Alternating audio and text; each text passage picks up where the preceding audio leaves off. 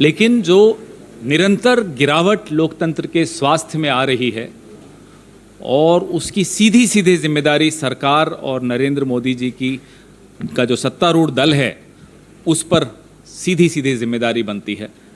और ये ऐसा मुद्दा है जिसमें हम सबको सजग रहकर इसको एक्सपोज करना बहुत आवश्यक है।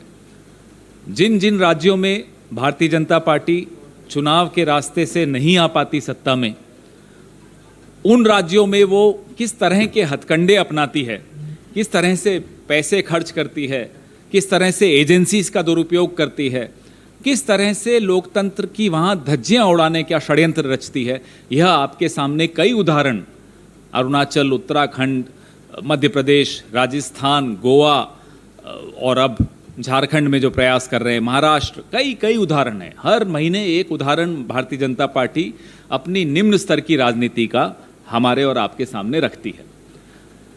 मेरे साथ झारखंड के हमारे प्रभारी वरिष्ठ नेता श्री अविनाश पांडे जी भी हैं।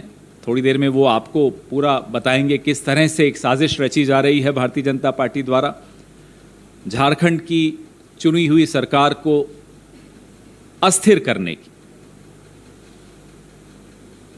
एजेंसीज का जो काम होना चाहिए वो काम एजेंसीज ने करना बंद कर दिया।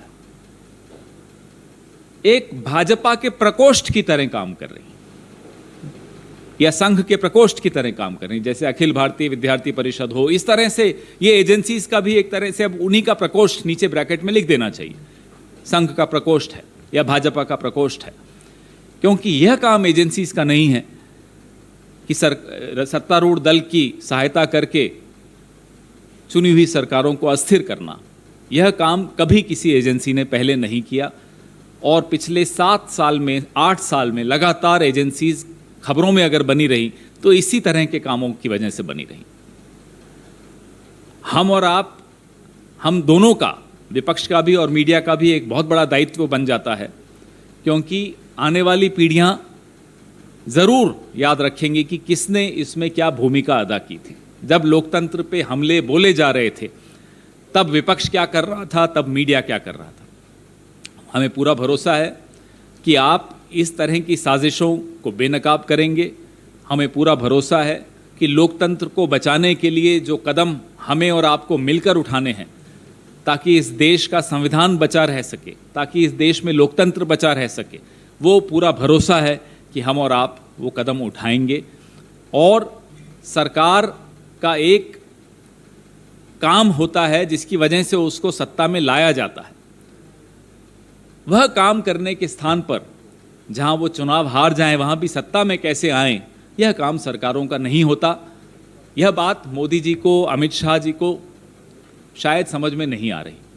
कल नड्डा जी बिहार गए थे, बड़े उनका विरोध हुआ, सड़कों पर लोग आ गए।